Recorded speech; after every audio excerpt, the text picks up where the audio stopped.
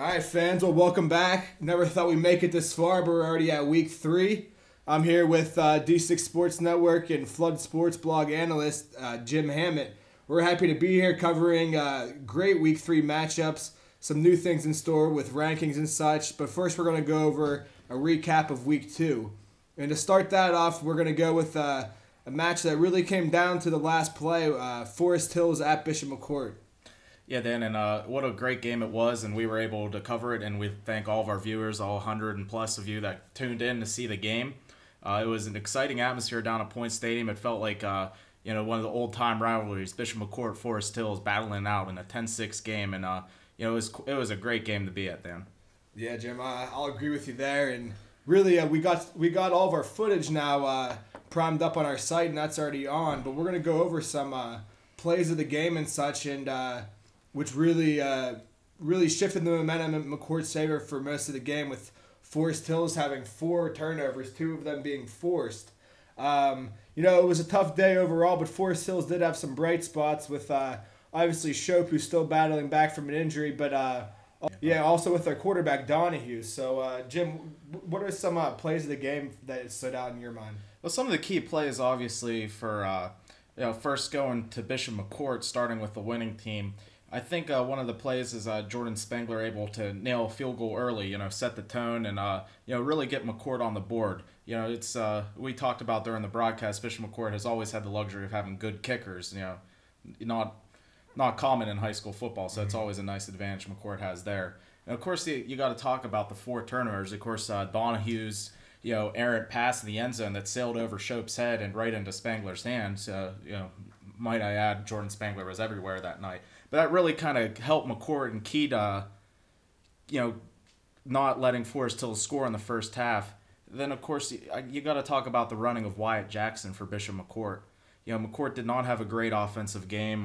It never seemed Tomkowski really got going, but they were able to rely on Jackson, and he really had a nice game for the Crushers. Yeah, Jim, I agree. I was talking with Bishop McCourt's quarterback coach, Tim Mann, after the game, and he said it seemed like at times Tomkowski was getting a little rattled with the Forest Hills was bringing pressure, especially at the beginning of the game, bringing a lot of pressure.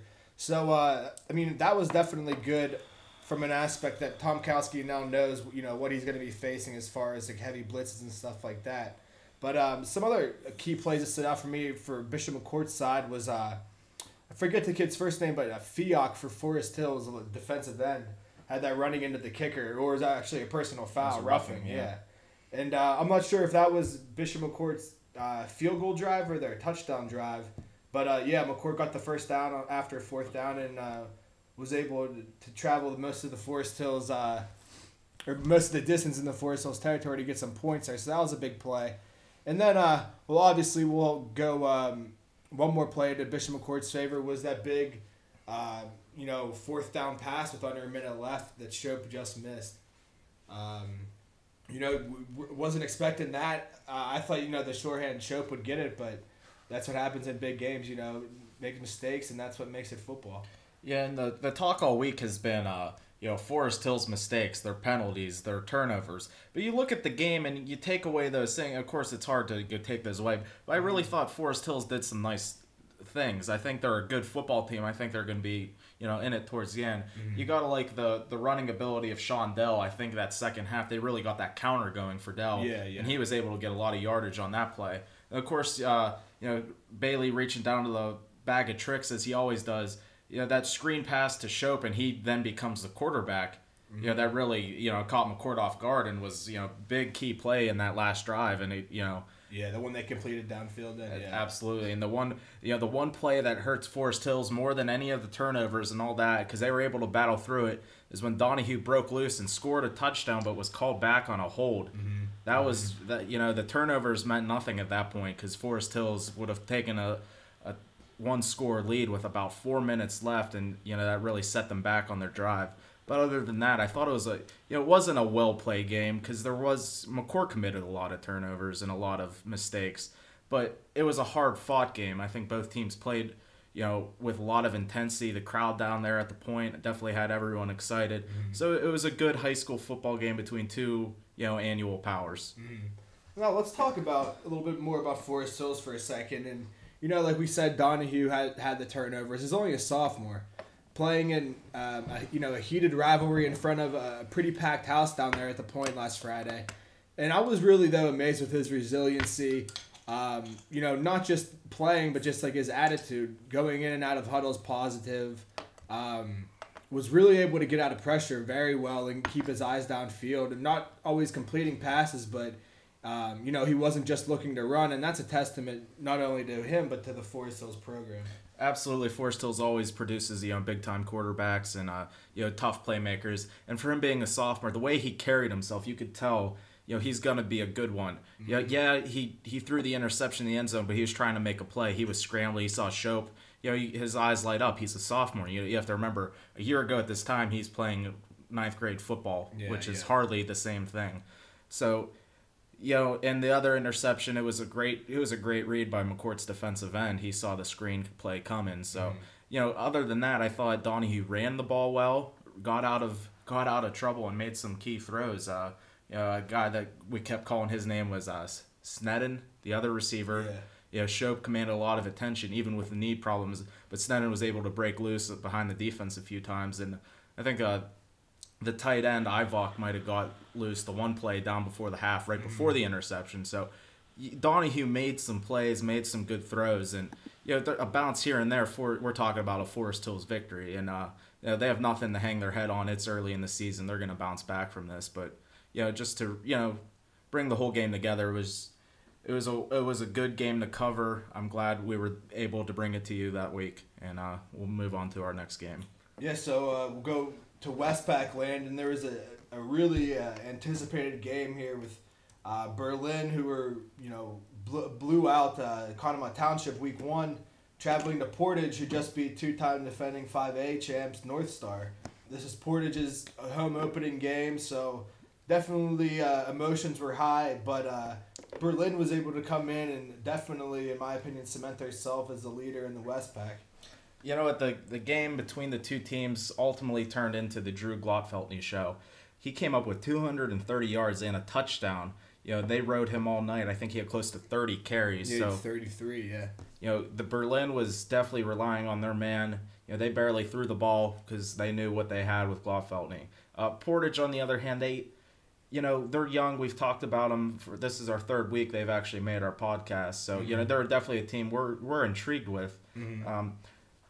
They're still struggling to run the ball, but I think Evan Price, the converted fullback playing quarterback this year, he's getting better as a quarterback, and they're only going to get better.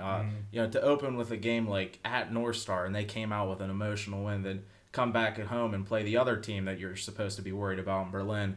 And they kept it a game. It was 21-7. It was 14-7 going into the fourth. So it was a game. And, Portage, it's just a testament to Gauss and their program that they were able to stand up when a lot of people didn't think, they wrote them in as 0-2. So it was a good showing by the Mustangs. Mm-hmm. And Jim, to counter that with Berlin, not only though did Glotfeltney have those 33 carries for 221 yards, but Blake Miller had the game-winning TD. He had a crucial interception when Portage was driving. This team looks to be poised.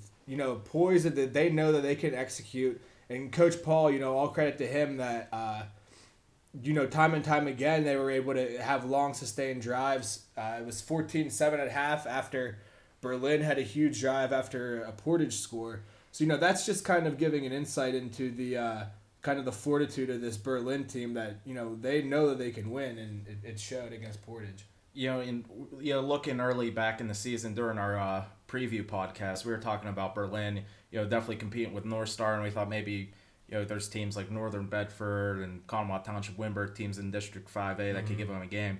I think after 2 weeks of play, early as it may be, Berlin, they've definitely cemented themselves as the favorites. And, North Star on the regular season schedule, North Star and maybe Wimberg are going to give them a game. But other than that, they're just a team that's going to be rolling each week. Mm-hmm. They go into next week, they're going to be hosting Ferndale. Definitely a team that's, not known as a power, and definitely a team Berlin can beat handily. So I look for the Berlin train to keep rolling, and they'll move to 3-0. And looking ahead for Portage, they're going to go on a road game, and, it's never easy winning on the road, but they're not playing one of those top-notch teams. They'll be going to Shade. Maybe it's a game where, Portage could get the running game loose, maybe let Price experiment with some things. So, I think Portage is a good team. They're going to be contending for one of those 8 playoff spots in District 6. I think there's 23 teams fighting for 8 spots. So it's going to be a battle down in that 7-8 spot, as it always is. So I think Portage is going to be there. I think they got to win games like this against Shade and the Ferndale and the Conemaugh Valleys of the world. But their biggest win was North Star, and to get that out of the way could help them in the playoff race down the line. Yeah, for sure. And always something we talked about on last week's podcast was Portage's inexperience, especially starting over. It was about 4 or 5 freshmen, at least for the North Star game. So yeah, Jim, just like you said, they're going to be in the hunt. This is a team that has had to grow up quick because of the schedule. It's going to be interesting to see both teams. Here down into the playoff hunt. All right, so that's all for our second game, and then we're gonna travel to the Heritage, where we had a game that wasn't upset. It was Northern Cambria 18. Homer Center came out on top with 25. This is a game that many could have very well overlooked from Northern Cambria after beating Penns Manor in week 1. Jim, what's your insight into that? Well, Northern Cambria with that big emotional win against Penns Manor, people just kind of assumed, all right, now they're going to be clicking, they're going to be on a roll. They're on a collision course to play Ligonier. But, Homer Center, I picked them 7th out of 9 in the Heritage. They have a lot of young guys, a lot of guys we didn't know about, but they came up with a big win, and they're 2-0 themselves, and they're looking good in the Heritage. One thing we caught in the Indiana Gazette last week is Homer Center has a new player from Ohio who transferred just maybe a week or so before the season. His name's Jared Neely.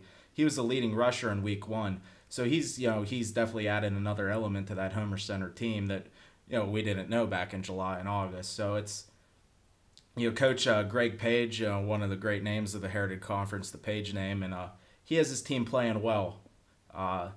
Northern Cambria, it is a letdown. You expected them to win. They have that great connection, Jeff Hogan, Adam Politis, that wide receiver QB connection. And it still worked last week, but obviously not enough for a win. Yeah, Jim, just real quick, just asking, is Greg Page, is that Jerry Page's son? Okay.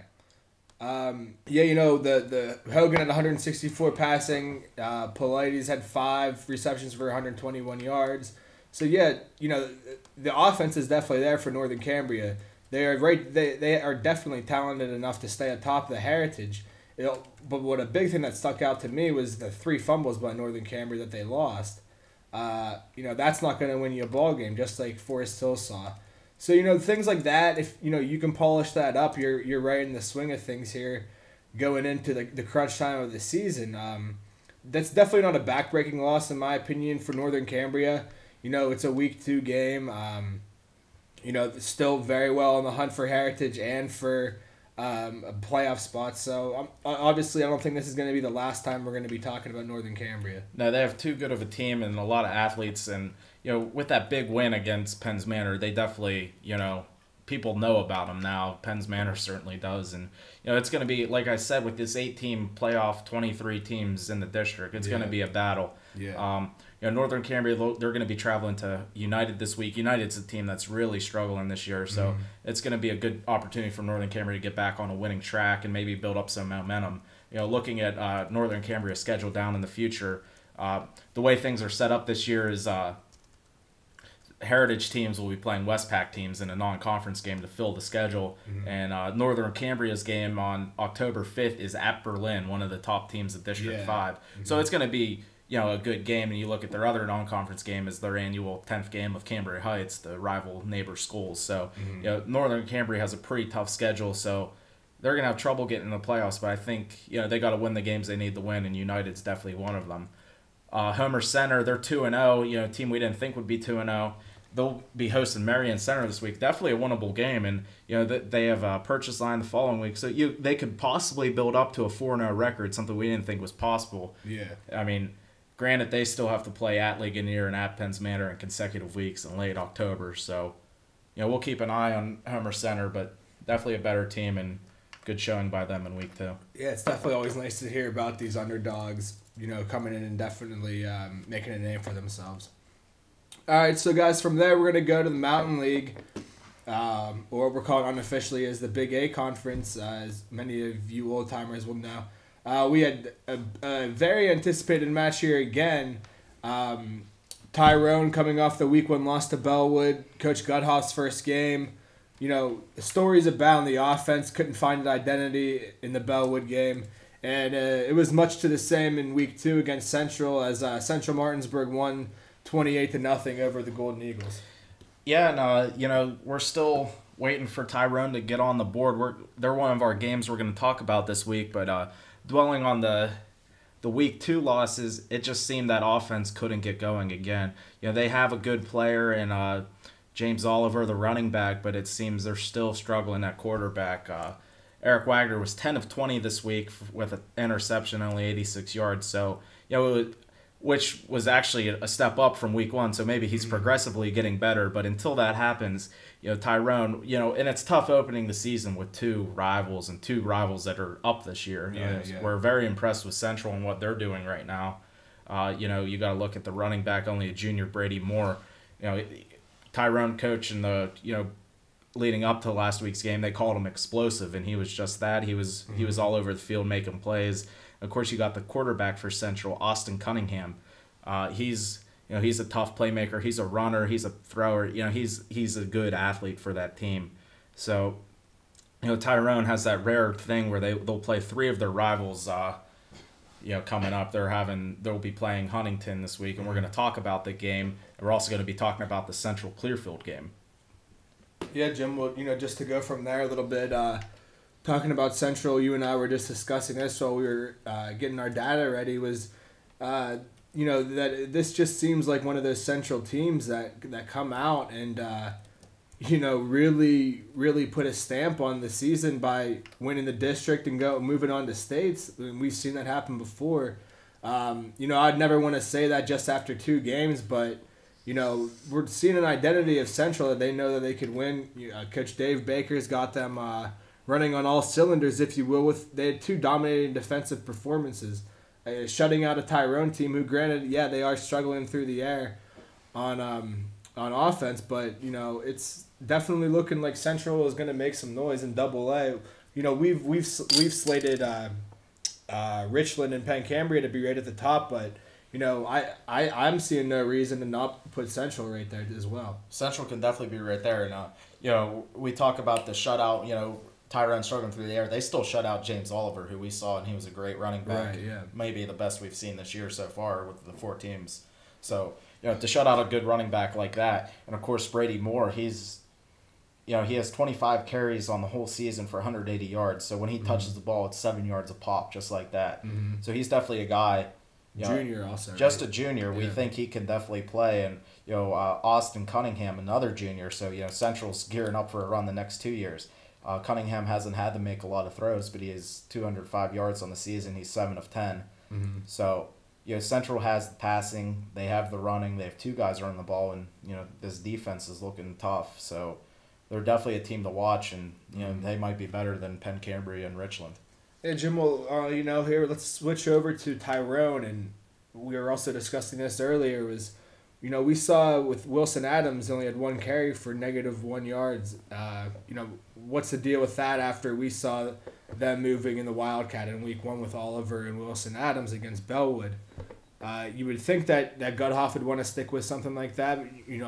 What could that be attributed to? I'm not sure. Maybe Central was gearing up on the run, but as we saw Tyrone in Week 1, and one of their main issues was they didn't have a lot of faith in their quarterback. So to combat that faith, they went to a Wildcat in the final series of the game, which questionable move, 2 minutes on the clock. Well, Tyrone got right down to about the Bellwood 15, running the Wildcat with Wilson Adams and Oliver just taking turns running the ball. So it's weird they would abandon that in Week 2. So we'll see what they do going forward, because they're not scoring a lot of points. They only have 15 points on the season, so we'll see what they do, see what they have in store. They're too good of a team, too good of a program to, have the season they're having right now.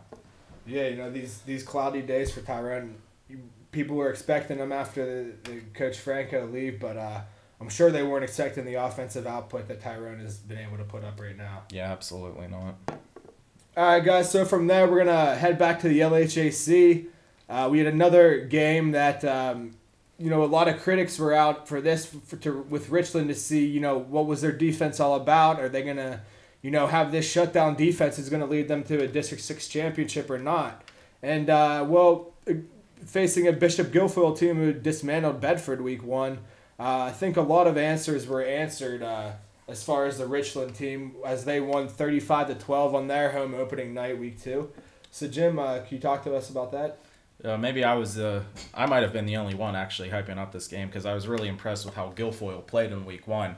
I understand they're a young team. I understand they're a lot of inexperienced, new quarterback, but I like the athletes they had on the field, and I thought they'd be able to give Richland a game. Yeah. Clearly, Richland, they came ready to play. They shut down that offense with Chadburn running the show and all that. And Richland, they do what they do best. So we knew they would score points, and they did just that.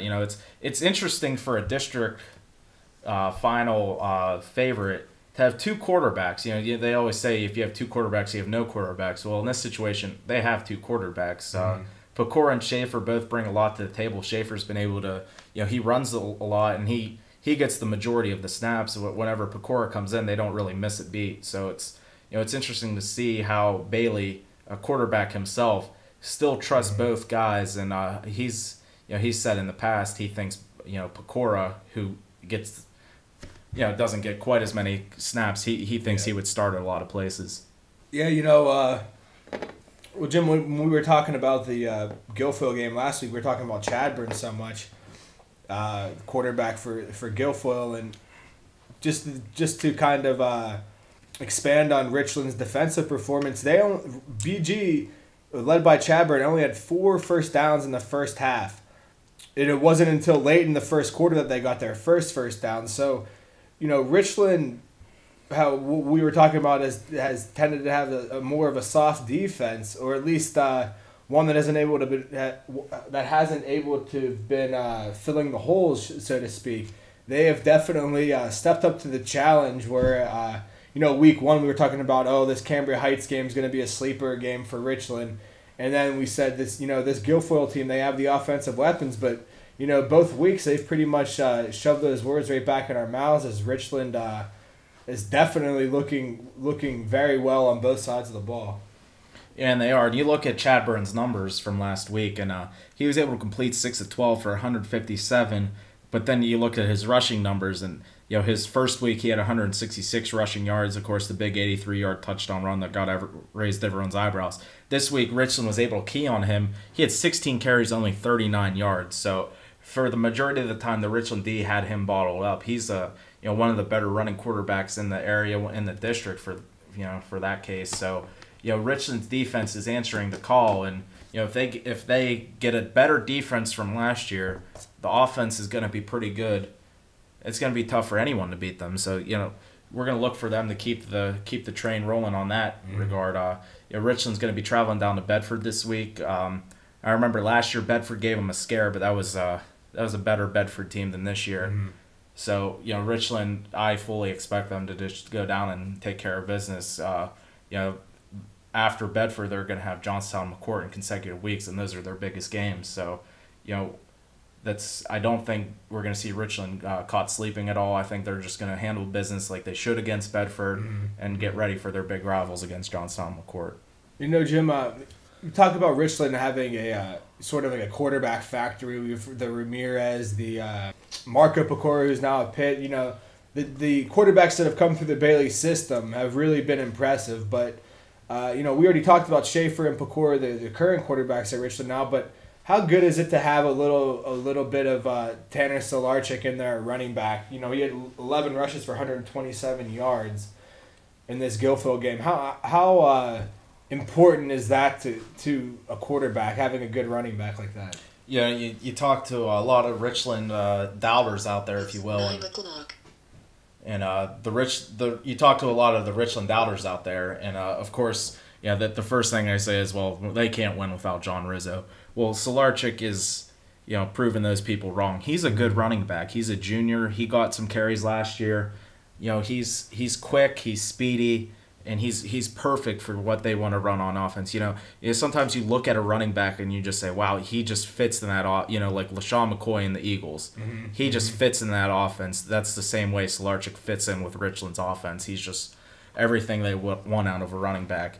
And, of course, you can't talk about Richland offense whenever you have a guy like Kyle Flick catching the ball. I made note of it last week. This is a great receiving year for the Laurel Highlands. You have to look at all the playmakers, and Flick might be the best of them all, but Bishop McCourt has Jordan Spangler, Forest Hills has Jared Schoaf, Somerset has the big Wilco kid, Penn Cambria has the big Nathan Kagi, the big 6'5" receiver, Heights has Brawley. So there's a lot of receivers out there, and it makes opens things up to have a league where a lot of teams can pass the ball and have receivers able to catch those balls. So Kyle Flick, he makes Schaefer and Pecor's life a lot easier because he is just, being a junior, he's already a 3-year starter. He was that good as a freshman. They were able to call him up. So he's the key to that Richland offense, because if they don't have him, the passing game definitely takes a hit, and even the running game at that point. So Richland's offense, it's just a special. It's just clicking. It's a machine, and they're going to be tough to stop for anyone. Yeah, folks, and as you know, like we just said, Richland visiting Bedford next week. So, all right, guys, that's all for our Week 2 breakdown. We are going to take a little break here, but then we're going to get into some rankings, both team rankings and player rankings for D5 and D6. And then we're going to head into this week's games. We've got 4 great matchups: Tyrone Huntington, Blairsville Ligonier, Central Clearfield, Cambria Heights, Guilfoyle, and our 5th, Bishop McCourt and Somerset. So we'll be back in a little bit. All right, Jim. So we're going to get into a few kind of different rankings and such right here. But before we do that, we're going to give a quick shout out to 3 or 4 area high school grads that have gone on to the NFL. And by that, we're talking about Andrew Hawkins for the Cincinnati Bengals from Bishop McCourt High School, LaRod Stevens-Howling from the Johnstown Trojans, Robbie Gold from Central Mountain, currently with the Bears. And then our 4th player is probably unknown to most fans around here, John Kondo, a Phillipsburg Osceola grad. He's currently with the Oakland Raiders. So, Jim, do you want to talk about Andrew Hawkins in the first game? Yeah, Andrew Hawkins came up with a huge game in his season debut. It was on Monday Night Football. If you didn't catch it, it was national TV. Andrew came up with 8 catches for the Cincinnati Bengals, and it's just really a testament to how hard he's worked his whole life. Our friend here at the D6 Sports Network, Brad Barbin, wrote a story, Faith, the Andrew Hawkins story. You can find it on our website. Andy's had to deal with a lot. Always was told he was too small, not big enough. It was just a great story to see him make it. And he got to play a little bit last year, made a few catches, I think 20, 23, 24 catches. This year to open up with 8 catches, shows that not only from last year to this year, he's made that big of a jump, and he's going to be an NFL caliber receiver for a few years down the line.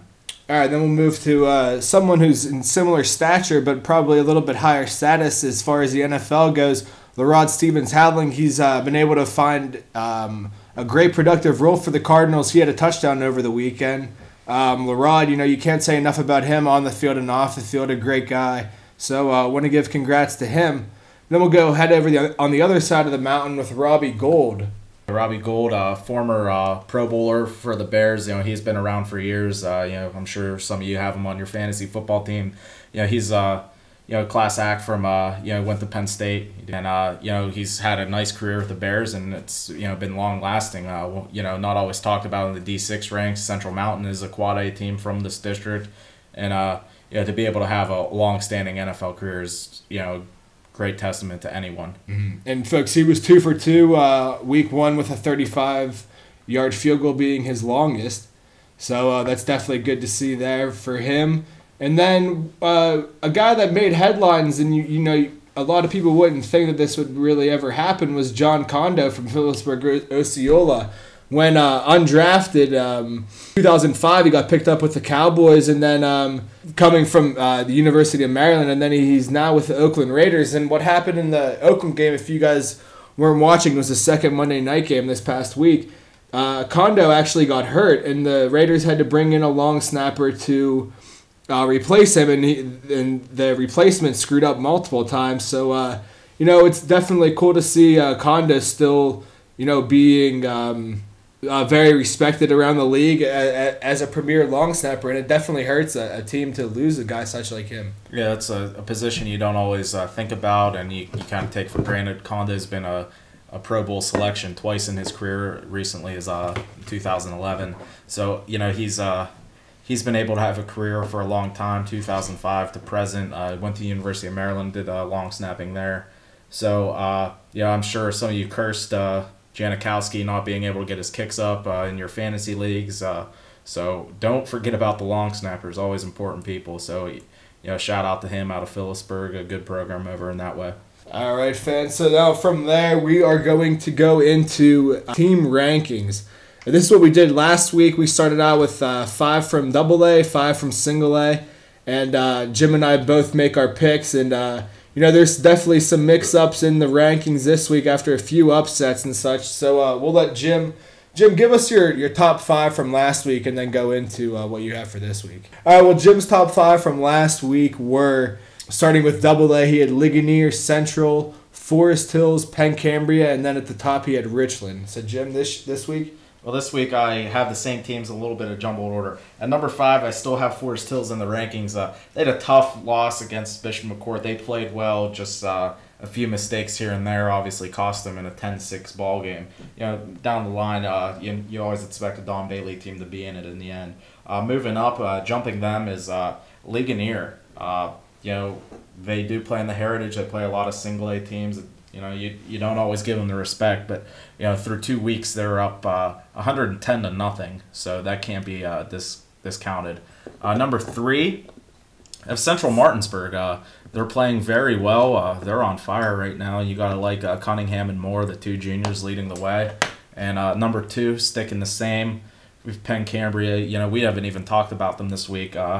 That's just because they just seem like they're going to continue to roll on. They have such a good defense, and the offense is consistent.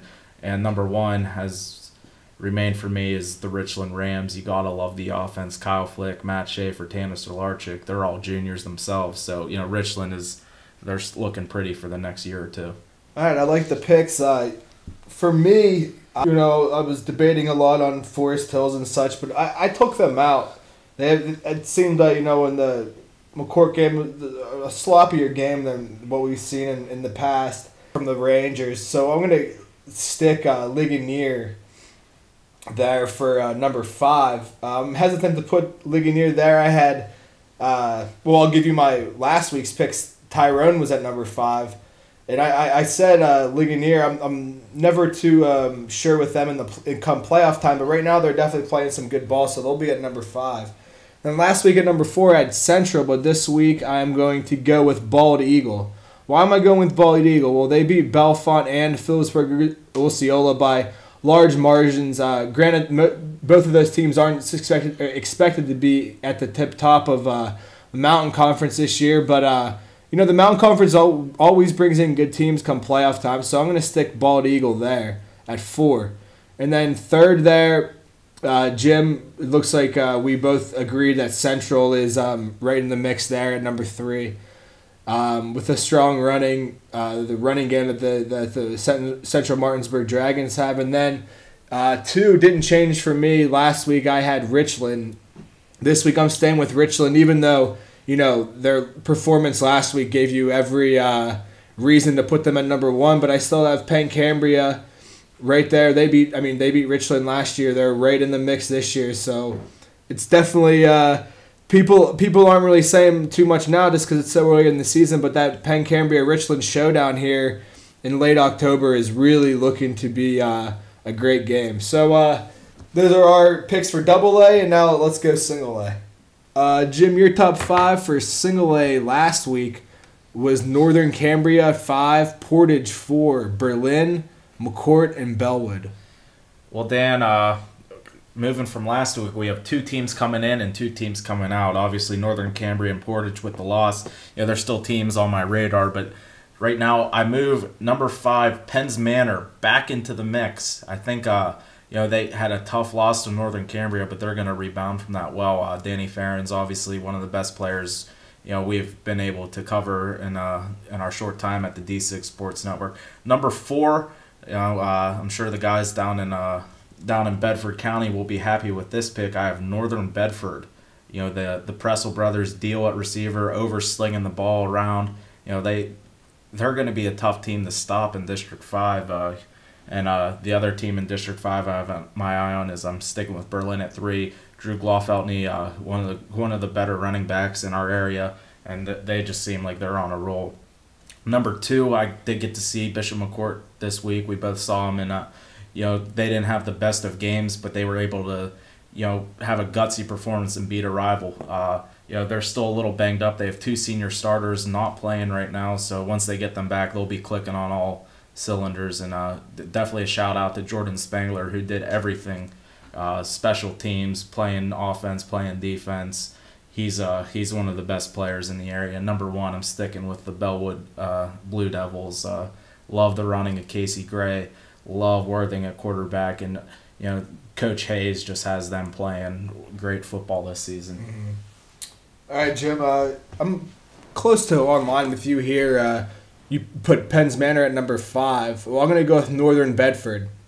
Northern Bedford's coming at number 5 for me after a win over Tussey Mountain this week. They beat a Glendale team who was supposed to be near the top in the ICC this year, week 1. So, just like Jim said, their offense is running good with over a new quarterback, but he's been coming in well. And then from there, we've got number 4. I have no reason not to put Homer Center up there. They beat Northern Cambria, who just beat Penns Manor. So, maybe there was a little bit of hangover from the Penns Manor game for Northern Cambria, but Homer Center's going in there. And then we have Berlin.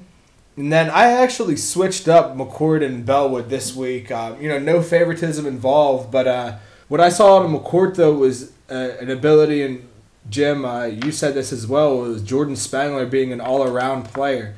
You can't stress how big special teams is, and then then you mentioned with some of the injuries that they have coming back. Dustin Belsky is a player to look out for McCourt, and he's going to be coming back fresh. So I'm going to put Bellwood at 2 and McCourt at number 1. Interesting picks, Dan. And another interesting segment we're about to come out with is, Dan laid on me that we're going to try a new little, not a Heisman, but the best player in the area, that same type of award, Player of the Year. So, the 2 of us came up with 3 players that have been sticking out to us, and we're going to do a weekly segment on this. And see the trends up and down. Mm-hmm. And I'll start out with my 3. I guess I'll have to rank them in order. So number 3 for myself, I have Danny Farrens, the ever dangerous quarterback out of Penns Manor. He had a tough week in week 1 passing the ball, but he got his numbers up. He's 9 of 16 on the year with 164 yards and 2 touchdowns. So anytime you get a running quarterback able to throw, it's like, think of Denard Robinson with the ability to throw. Mm-hmm. So it's always dangerous. And, of course, he just broke the Indiana Gazette coverage area rushing yards. We got confirmation from that last week. He has 294 yards on the season and 3 touchdowns. And for good measure, he has a punt return for a touchdown. How many quarterbacks return punts? Number 2, I have Kyle Flick, the Richland Ram all-star receiver. 16 catches on the season, 277 yards. That's 17 yards a catch if you want to do the math, and 4 touchdowns. He is, always the receivers always have a tough time winning the Heisman, but numbers like that can't be denied.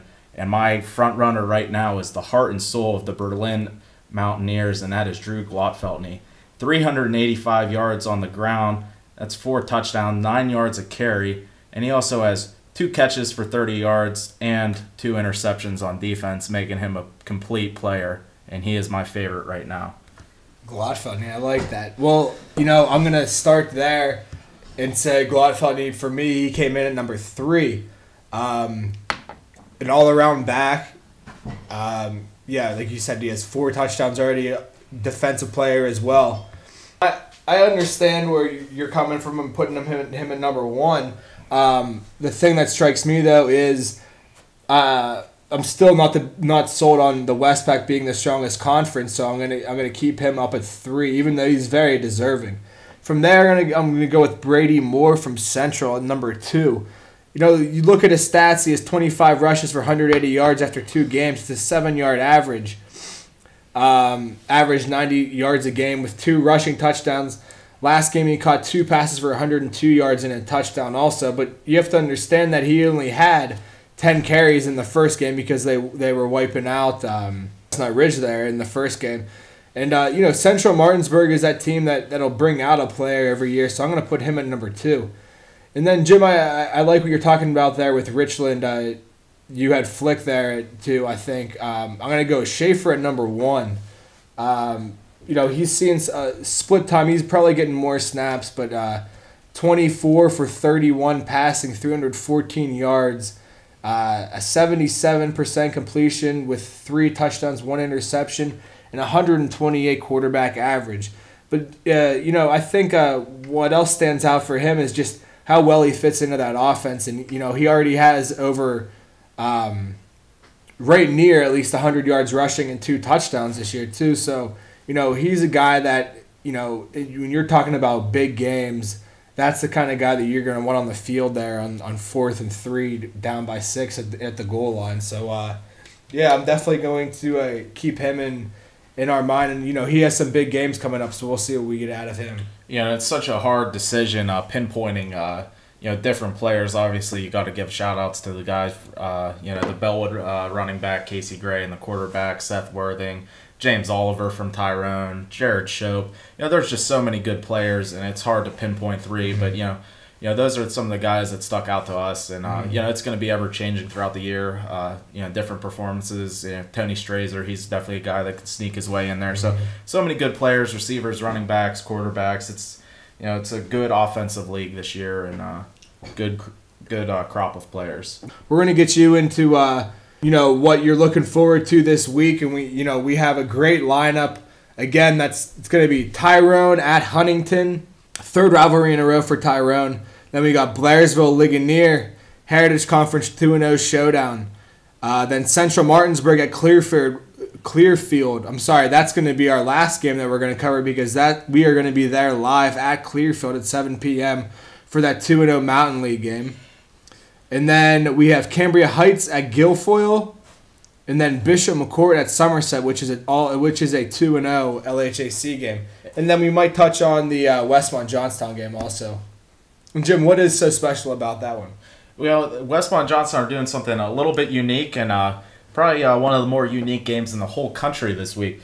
If you are not familiar, there was a movie filmed 30 years ago right here in Johnstown starring Tom Cruise and Craig T. Nelson, and it's All the Right Moves. It was about a small steel town football team and all the struggles that you go through.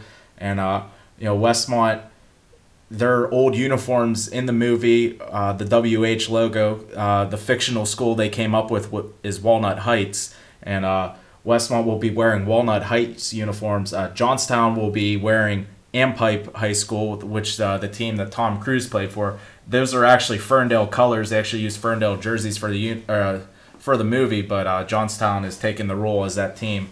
And you know, it was a big movie back in the time. You know, not many movies are filmed here in our region, so it's a cool concept of what they're trying to do.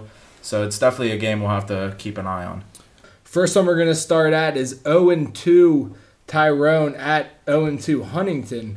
But this rivalry, you know, has a lot of storylines with obviously Tyrone's new coach, new offense, still struggling to find an identity, versus a Huntington team which had a 1-point loss to Mount Union and also lost to Bellefonte. You know, so obviously the records aren't, you know, what you would assume we would be covering as far as the best games of the area, but this is indeed one of the best games in the area. Yeah, this game has a lot of history. You know, you talk to Tyrone fans, obviously the backyard brawl with Bellwood is always a huge game, and Central has come on late. But for a long-standing rivalry, this is Tyrone's most played game. This is the 82nd meeting in this rivalry. Huntington actually holds a slight edge, 42-35, with 4 ties overall. So this game has a lot of history. The game will be at Tyrone, so you look for a team like Tyrone to get back on track. And Huntington, they've been struggling the past couple years. Once a AAA team, they're now in AA again. So it'll be interesting to see how the two teams match up. We've seen Tyrone firsthand. We know what they have. Oliver's one of the best players in the district. He has great running vision, great speed, and of course Wilson Adams, good wide receiver, versatile athlete. Tyrone's biggest struggle right now is still that passing game. Mm-hmm. You look at Eric Wagner. This is his 3rd start. You kind of look for him to finally get a rhythm this week. Yeah, you'd hope you'd see that. Coach Guthoff, who's been with the Tyrone program for years, he knows what the offense is. We saw week 1 running much the same offense that that Coach Franco was running. So we know that it's there. It's just a matter of missing assignments. I'm not sure really what it is. Is it just the amount of pressure that must be on these Golden Eagles, especially after an 0-2 start? It's really hard to tell what exactly they're struggling with. But this game could be the game that Tyrone breaks out. Huntington also, if I'm not mistaken, they got a new coach this year after their longtime coach retired. So there's another storyline in there. Then you have a guy like with Rhett Stechok, who's a running back, good player. What do you think he's going to bring to the table against the Tyrone Golden Eagles team? Yeah, Stechok is definitely the guy Huntington's going to be looking for. He's only a junior. He's 6'1", 155 pounds, so he's a smaller. He's tall, but definitely thin. So he's going to be a guy that's trying to look to get to the outside and maybe use his speed over Tyrone's defense. Mm-hmm. Huntington hasn't had much in the way of the passing game. They're also breaking in a new quarterback, so it's going to be a game of who can get their offense on track at the right time. It's gut check time. It's only 3rd week of the season, but 0-3 start is almost impossible to come back from. Right. Especially if you're looking to get into the playoffs. And we still fully expect Tyrone to be in the race, in that playoff race. So we'll see what happens. An interesting storyline in this game is Huntington had a Division I quarterback in their school. He transferred to Florida a few years back. His name's John O'Corn. I think he's committed to Louisville. I'm not exactly. I'll have to check on that, but it's a tough blow for a school like that. Yeah, definitely. So, looking at this game, I look for Tyrone to get on track. I think they're gonna win, and it's hard to say they'll win in a blowout fashion. Huntington over the years has been struggling, and Tyrone's had their number. Mm-hmm. So I'm gonna say Tyrone in this game. I like James Oliver. I like the way he runs, and I think he's gonna have a big game. And just a quick note that John O'Corn, he was born and raised in Huntington, but moved to Florida at age 16. He is committed to play at Houston, an offensive powerhouse. So you can only imagine having a 6'3", 210 quarterback. He goes to St. Thomas of Aquinas in Fort Lauderdale, which one of the premier programs in the country. So just picture him in this game and picture Huntington's season with a guy like that. But again, we're sticking with Tyrone, and we'll move into our next game. Sounds good. So we got a awesome game here, a 2-0 showdown in the Heritage Conference, Blairsville at Ligonier. Blairsville, just to give you guys a little backstory, has lost a lot, but they're out to a surprising 2-0 start. They've beat Purchase Line and Marion Center this year, whereas Ligonier has seemed unstoppable with 110-0 point differential over Purchase Line and United. So they have a common opponent with Purchase Line, but once again, it's a Purchase Line team that sometimes you can't really tell what you're getting out of a game over Purchase Line. So, Jim, what do you have to add to that? Well, Blairsville is a 2011 playoff team, and they lost so much. Iezi, the running back, and all the athletes they had. So now they turn to Scott Thompson, just a sophomore, and he is the leading rusher for this team, and he's passing pretty well for Blairsville. So anything they're going to do and any success they're going to have, it's going to run right through him. So he's going to need to have a big game for this Blairsville Bobcat team. And you look on Ligonier's side, and they're running the ball just like you would expect them to. Ryan Torrance, one of the better running backs in the district, he has 228 yards on the season, 10 yards of carry, 6 touchdowns. So he's doing that in the first half of games. By then Blair or Ligonier usually has a huge lead. So you expect Ligonier, they're going to come out running the ball, but in years past they've struggled throwing the ball. But Scott Fennell steps in at quarterback, and he's been throwing the ball a little bit, giving Ligonier that extra element they've been lacking over the years. So looking forward, Ligonier might be a team in the AA playoffs that might not just be a pushover this year. They could be a team to be reckoned with. Yeah, definitely. I think this is we say this for one team in one game each week, it seems like, but for Ligonier, this is definitely, it seems like one of those statement games. Out to a 2-0 start, which they have been many times in the past in the Heritage. But, a team like Blairsville, a team that's looking to make an upset, looking to make something happen this year, even though they're off to a 2-0 start. But they're looking to topple sort of the Kings in the Heritage Conference. So, that'll be interesting to see the storyline with the sophomore, Scott Thompson. How is he going to play in a big game, just as a sophomore? So, definitely a lot of things to look at for this one. So, yeah, definitely check that out. That's going to be at 7 o'clock on Friday. So, going into this game, Blairsville with the surprise 2-0 start, and definitely could be a force in the Heritage, but you got to stick with Ligonier. That's going to be my pick. I love the running of Ryan Torrance. He's one of the better athletes you'll see, and I think he's going to have a big performance. I like Ligonier, and I think it's going to be a big win for the Mounties, or the Rams rather. I'm going to say Blairsville's going to come in and give Ligonier a game, but Jim, I'm with you. Ryan Torrance and company, I think they're going to take charge in the game. I think there'll be a few big plays early, but Ligonier, I think, is going to finish it up with at least a 3-touchdown victory. Yeah, so moving to our next game, a game like we talked about earlier is that Westmont-Johnstown game. Again, we talked about the special atmosphere that's going to be there, the Ampipe Walnut Heights jerseys. So there's going to be a little added attention to a game that you might not always look at. Westmont, I got a chance to go up and see them on Monday, a rare Monday game with their cancellation Saturday. And, they're still working things out. Coach Pat Barron, he's a Westmont guy, and he wants things to work out, and I want things to work out for him too. He seems like a good guy, and he seems that they're going to be turned around sooner rather than later.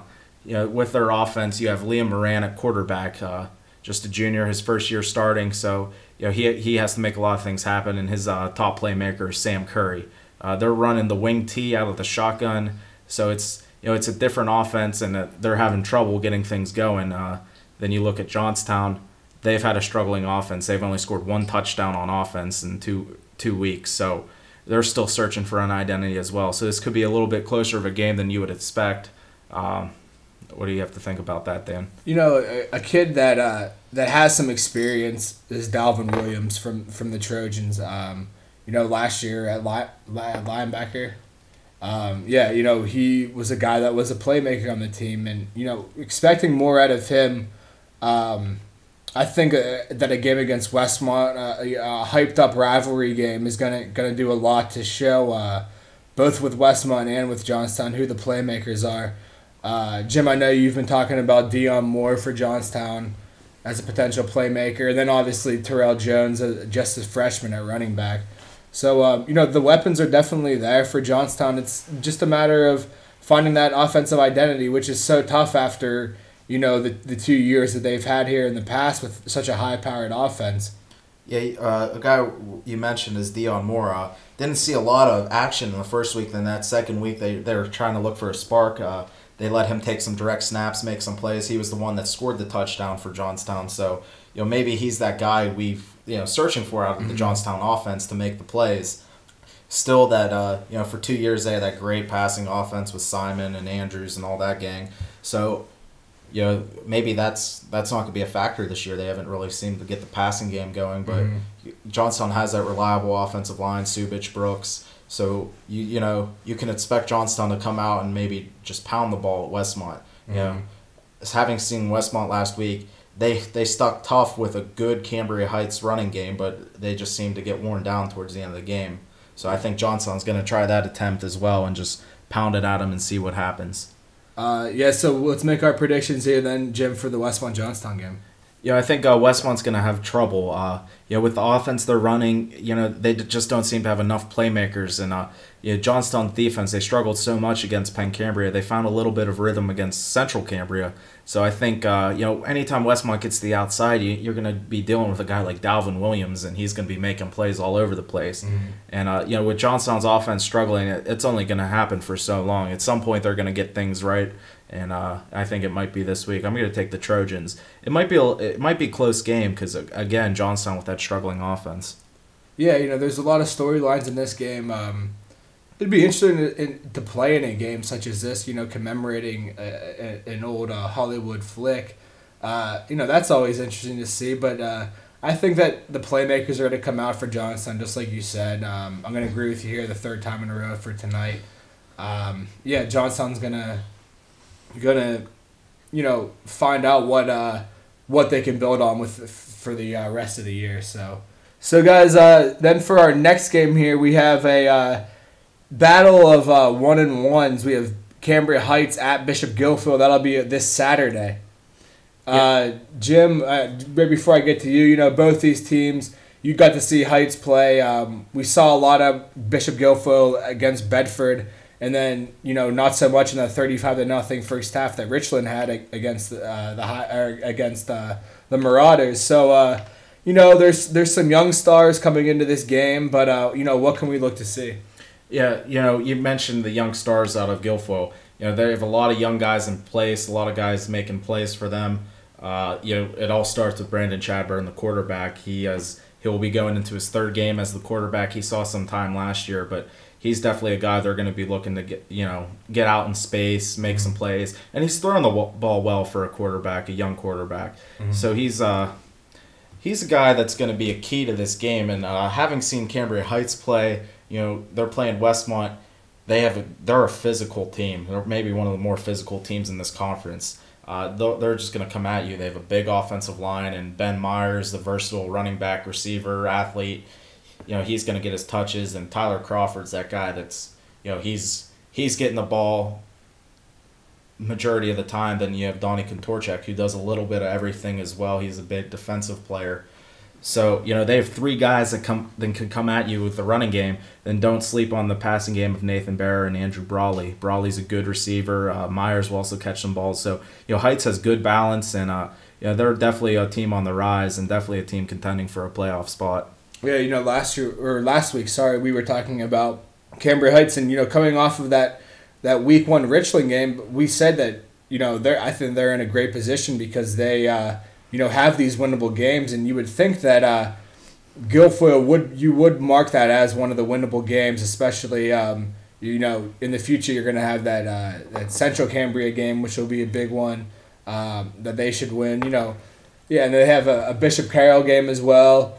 Then tough games with teams such as McCourt and Penn Cambria. So, this one, if you're a Heights fan, you want to win this game to get to the playoffs. This is almost a must, actually, if you're looking at their future schedule to get into the playoffs. So that's definitely going to be a big matchup. Yeah, as you mentioned, Dan, they have dates looming in early October at Penn Cambria, which will be a tough game, and Bishop Carroll Forest Hills at home. So, definitely, they want to get the wins against beatable teams, and Bishop Guilfoyle is a beatable team. They're going to be playing at the Mansion Park, so it's going to be an interesting game to see. But if I had to make a pick, I'm going to take Cambria Heights. I like that running game. I like the versatility with the passing game, and with Bishop Guilfoyle, their defense last week, they gave a lot of points to Richland. And of course, Richland's an explosive offense. Heights is more methodical. They're going to come at you with if the running game's working, they're going to run the ball 30 straight times right at you. So. Guilfoyle has to buckle their chin strap and be ready for this game. Yeah, I'm with you on that. With Heights being such a tough-nosed team, hard-nosed team, I think they're going to come out and not insert their will throughout the whole game, but definitely maybe wear them down there in the second half and whatnot. All right, so we're going to stay in the LHAC here for the third time, and there we have a real interesting matchup here. Bishop McCourt at Somerset, both 2-0 teams. Another storyline that this is Somerset's first 2-0 team since 2004. So, things are looking up definitely for the Golden Eagles. at Somerset, and so what can we look forward to in that game? I think the biggest storyline, and even if you look at the paper last week, is Somerset recognizes they've never beaten Bishop McCourt. They are 0-22 with 2 ties against the Crushers. So you talked about last week is Somerset had a big crowd. The community is behind them, and they have a good team this year. And it all starts with Tanner Stahl, the junior quarterback. He stepped in last year as a sophomore and did very well, and he's carrying it over to this season. He can run the ball, he can throw it. He's just a little guy, but he's don't sleep on him. He's the real deal, and he has a powerful offense with him. Blake Faulkner and Matt Boyer as his running backs. Boyer's kind of that thunder, and Faulkner's that lightning, if you will. And of course, he has a big target in Jordan Wilco, 6'4", definitely getting some college looks, real athletic. So Somerset has the offense to score with anyone, and they even last year they played with Richland, they played with Johnstown. They only had 3 wins as a team, but to step in games like that and play against the best of the best last year, it's only going to help them this year. Then on the reverse side of things, McCourt with the big win over Forest Hills last week. Some playmakers came out. Wyatt Jackson was a sturdy running back to follow. Obviously Jordy Spengler with his versatility. But, the defense seemed to find an identity in that game, letting up only 6 points, causing 4 turnovers. They've definitely got some things to build on from that game. Granted, the offense only scored 10 points, but, we saw against Bishop Carroll that they are definitely capable of putting points on the board. So that's definitely a tall task for Somerset to be taking on here in this 2-0. Both undefeated team here at Laurel Highlands game. Yeah, and to steal a line from Coach Sheridan last week, he said his defense, it definitely bent a little bit, but it didn't break. They only gave up 6 points to a good Forest Hills team. Granted, Forest Hills had their yards, they made some plays, but you can't discredit McCourt making those turnovers happen and making the plays and the stops when they needed to happen. I think where this game is, biggest, it's on the line. Somerset has a lot of new linemen. So does Bishop McCourt. But one player you got to keep an eye on is Gap Barbin. He's a playmaker on both sides of the ball. He plays guard on offense, sometimes some center, and he also is a linebacker. Nose guard. He's a versatile player. He's a big kid, about 6'2", 220. He makes a lot of plays. He has a lot of heart, and he's definitely the leader of that Bishop McCourt team. To make a pick in this game, I'm gonna have to go with Bishop McCourt. Having seen them live, and they have a strong senior class, kids that are winners. They've won before. Jordan Spangler, just as a kicker, as a punter, receiver, defensive back, he makes plays, and I think Zane Tomkowski's kind of getting his groove as a quarterback. He had a big game week 1, maybe struggled a little bit against Forest Hills, but I think he's going to be able to put up some yardage. But I'm not taking anything away from Somerset. If they won this game, I wouldn't be floored by it. Tanner Stahl is so good. Only a junior. He's kind of taken on that role that Jervon Simon had the past couple of years. He's that runner, the thrower. He's just an athlete running the ball out there. And if the ball's in his hands, something's good's going to happen for Somerset. So it might be a shootout. I expect Somerset to score points. I expect McCourt to answer that call there, and I like McCourt's versatility, and I think they're going to win the game. Yeah, Jim, you just said it in versatility. We both picked McCourt to lose last week. Coming off that type of victory, it's hard to go against them.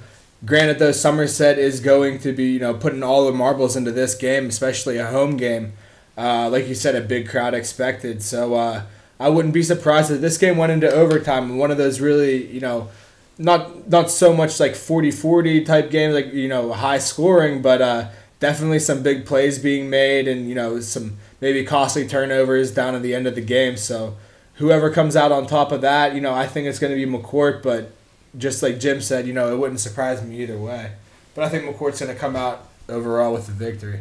Yeah, and the funny thing about that game is, it's no secret. Dan and I both went to Bishop McCourt, and, we know a lot of these kids. We've known, kids like Gap Barbin, Jordan Spangler their whole lives. And, it's kind of funny them coming up to us and saying, I can't believe you guys picked against us. It's funny, it's not the Bishop McCourt Sports Network, it's a D6. We're level-headed. We're picking things how we see them. So, it's we try not to show any bias, and we do our best, and we hope you guys understand that as well. Yeah, definitely, guys. And check that game out this Friday at Somerset, 7 p.m. Should be a great crowd. Somerset's really into their team this year. All right, Jim. So, we're going to go back over the mountain here and do our game of the week. It's going to be Central Martinsburg at Clearfield. Really excited about this. Both 2-0, both in the Mountain League. Granted, Clearfield's AAA and D9, but, that takes nothing away from how big this game is. Central Martinsburg reeling after that 20-0 victory over Tyrone. Finding some big playmakers on the ground. And then on the flip side of things, you have the Clearfield team who, if you're a fan of Johnstown football, they beat Johnstown the past 2 years. So, this is a team that knows how to win and knows how to win in the playoffs as well. So, if a Central Martinsburg team is looking in here, looking to roll over this Clearfield team, it's not going to be the case. This is going to be a great game to watch. Yeah, and to build on that, what you said about Clearfield is they did beat a good Johnstown team the past 2 years.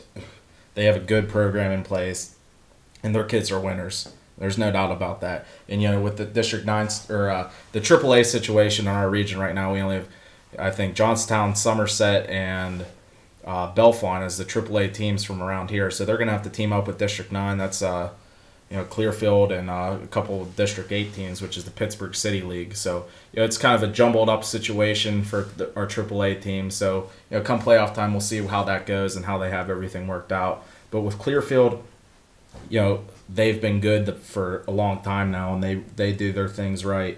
Tyler Stratton at running back, Christian Laser, the quarterback. They're two playmakers, and they're two guys that they're going to make plays this week. And Central's going to have to, step up their defense this week. And we've heard a lot about the Central defense. They shut down Tyrone. They pretty much owned Chestnut Ridge. So, they have the defense to back it up. And, of course, Central's offense, led by the two juniors, Austin Cunningham and Brady Moore, they're both tremendous players. So, it's an exciting game to go to. It's going to step out of the box. We're going to have to travel up to Clearfield. It's going to be a long drive for us, but we're really looking forward to it. Yeah, it's going to be a great atmosphere up there. Looking forward to this game having those big plays, just like I'm looking at the McCourt Somerset game.